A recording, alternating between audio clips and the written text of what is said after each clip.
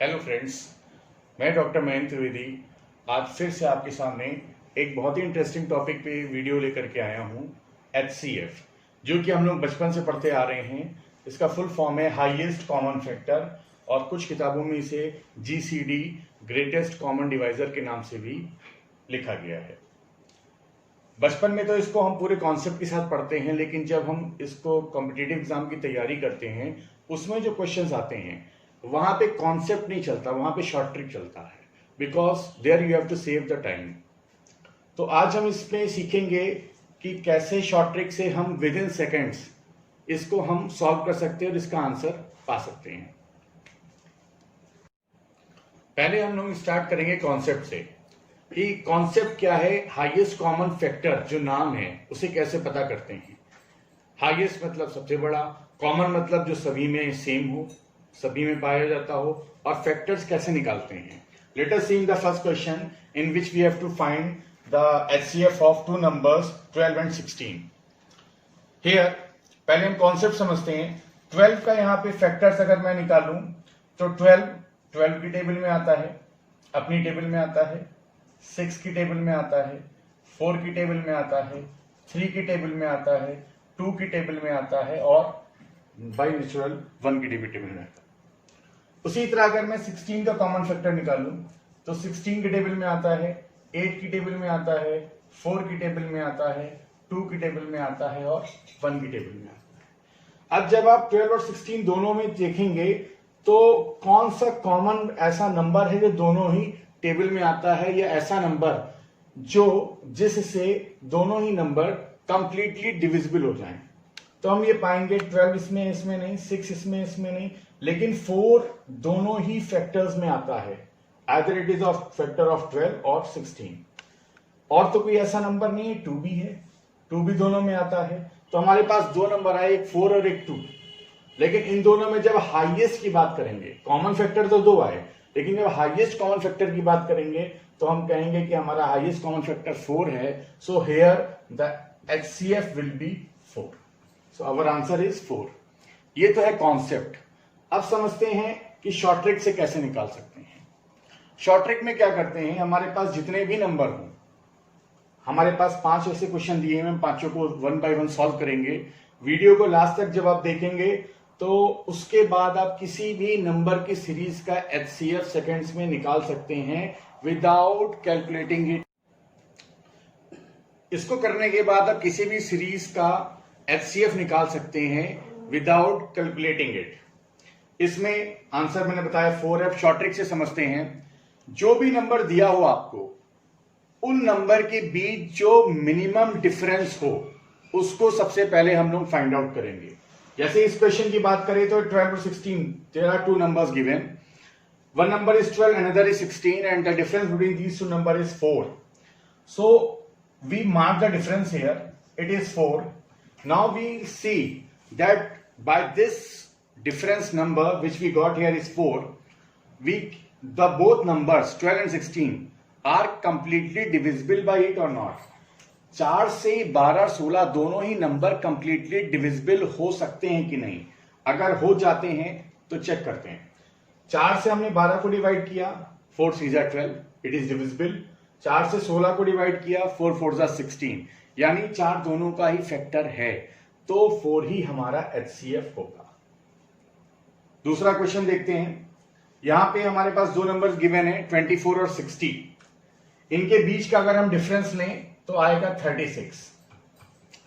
यहां पे 2 ही नंबर हैं, तो 2 ही का डिफरेंस लिया। अगर 3 नंबर होते तो तीनों के बीच का डिफरेंस हम देखते, जो कि आगे क्वेश्चन में हम फाइंड आउट करेंगे और फिर आगे प्रोसीड करेंगे। 2 नंबर में डिफरेंस आया 36। अब हमें चेक करना है कि 36 से 24 और 60 दोनों ही नंबर कंप्लीटली डिविजिबल हो सकते हैं कि नहीं। 24 36 से छोटा है, कंप्लीटली डिविजिबल नहीं हो सकता। 60 भी कंप्लीटली डिविजिबल नहीं हो सकता। तो अब क्या करेंगे, 36 का फैक्टर देखेंगे। तो 36 का एक फैक्टर हो जाएगा 18, दूसरा हो जाएगा 12, फिर हो जाएगा 6 एंड सो ऑन, 4 2 1। 36 से तो हो नहीं सकता, 18 से चेक करें।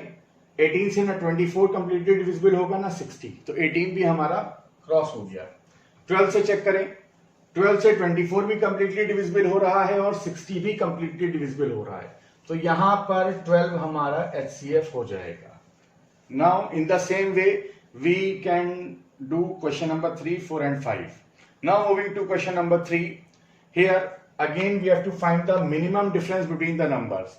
यहां पे अब मेरे पास 3 नंबर दिए गए हैं, 4, 16 और 22। 4 और 16 के बीच में डिफरेंस है 12 और 16 और 22 के बीच में डिफरेंस है 6 और 4 और 22 के बीच में डिफरेंस है 18। जितने नंबर दिए गए हैं उन सबके बीच में डिफरेंस हमें पता करना है, जो कि आराम से विजुलाइज करने से हमें दिख जा रहा है। उसमें फिर हमें ये चेक करना है सबसे छोटा डिफरेंस कौन सा है, minimum difference. Here we found that it is 6 among the numbers 16 and 22। अब इस चेक करेंगे 6 से तीनों नंबर डिविजिबल हो सकते हैं कि नहीं। 4 can not be completely divisible by 6, तो 6 तो कैंसिल हो गया, 6 आंसर नहीं होगा। जब 4 ही नहीं होगा, आगे होगा भी तो उससे मतलब नहीं है। तो 6 के फैक्टर्स क्या होंगे, 2 और 3। तो अब 2 और 3 में चेक करें कौन कौन से नंबर डिविजिबल होंगे। 2 से देखें तो 4 भी डिविजिबल हो जाएगा, 2 से 16 भी डिविजिबल हो जाएगा, 2 से 22 भी डिविजिबल हो जाएगा। तो 2 हमारा एक कॉमन फैक्टर मिल गया। 3 से चेक करेंगे, 3 से ना 4 होगा, ना 16 होगा, ना 22 होगा। तो इस केस में क्योंकि सिर्फ 2 से ही तीनों नंबर कंप्लीटली डिविजिबल हो रहे हैं, our HCF is 2। Now moving to fourth question. यहां भी 3 वैल्यूज दी हुई है, 45, 60 और 75, और तीनों के बीच का हमें मिनिमम डिफरेंस चेक करना है। उसके बाद हम HCF के लिए प्रोसीड करेंगे। 45 से 60 के बीच के डिफरेंस की बात करें, it comes to be 15। Again difference between 60 to 75 again coming 15। दोनों में सेम डिफरेंस आया है, सेम डिफरेंस होगा तो उसी को कंसीडर करेंगे। और अब चेक करते हैं 15 से तीनों कंप्लीटली डिविजिबल है कि नहीं। 15 3 जा 45, 45 डिविजिबल है। 15 4 जा 60, ये भी डिविजिबल है। 15 5 जा 75, ये भी डिविजिबल है। तो यहां पर हमारा 15 आंसर हो गया। HCF of these 3 numbers is 15 because by this 15 we can easily completely divide all the given 3 numbers. Now moving to our last and fifth question. यहां पे आप देखेंगे 17, 21, 23, 27 3 नंबर आपको इसमें प्राइम नंबर दिए हुए हैं, सॉरी 2 नंबर्स आपको प्राइम नंबर दिए गए हैं, लेकिन प्रोसेस सेम है। आपको सभी का डिफरेंस निकालना है। 17 21 में 4, 21 23 में 2, 23 27 में 4 और 17 23 में देखेंगे 6, 17 27 में देखेंगे 10। सबसे छोटा डिफरेंस क्या आया हमारे पास, 2। सबसे छोटा डिफरेंस अमंग द वैल्यूज आए 2। 2 से क्या 17 डिवाइड होगा, नहीं होगा। 21 भी नहीं होगा, 23 भी नहीं होगा, 27 भी नहीं होगा। अब क्या करें, तो इसका क्या आंसर होगा। 2 का अगर मैं कॉमन फैक्टर निकालूं तो एक तो 2 होता है और दूसरा 1 होता है। 1 एक ऐसा नंबर है जो सभी का फैक्टर होता है। तो यहां पे 2 से तो बात बनी नहीं, तो इस केस में 1 हमारा HCF होगा। क्यों, क्योंकि 2 से कंप्लीटली डिविजिबल नहीं हो रहे हैं सारे नंबर, और जो 1 है उससे कंप्लीटली डिविजिबल हो रहे हैं। तो ऐसे केसेस में 1 हमारा HCF होगा। तो ये कुछ ट्रिक्स के माध्यम से मैंने आपको HCF निकालना सिखाया, and I hope you will try and solve the other question by the same method and try करिए, सॉल्व कीजिए। अगर आपको कोई डाउट हो तो आप मुझे मेल करके या कमेंट में लिख करके पूछ सकते हैं। और अगर आपको वीडियो अच्छा लगा हो, समझ में आया हो, आपके लिए हेल्पफुल हो, तो प्लीज लाइक और सब्सक्राइब जरूर करें। Thank you.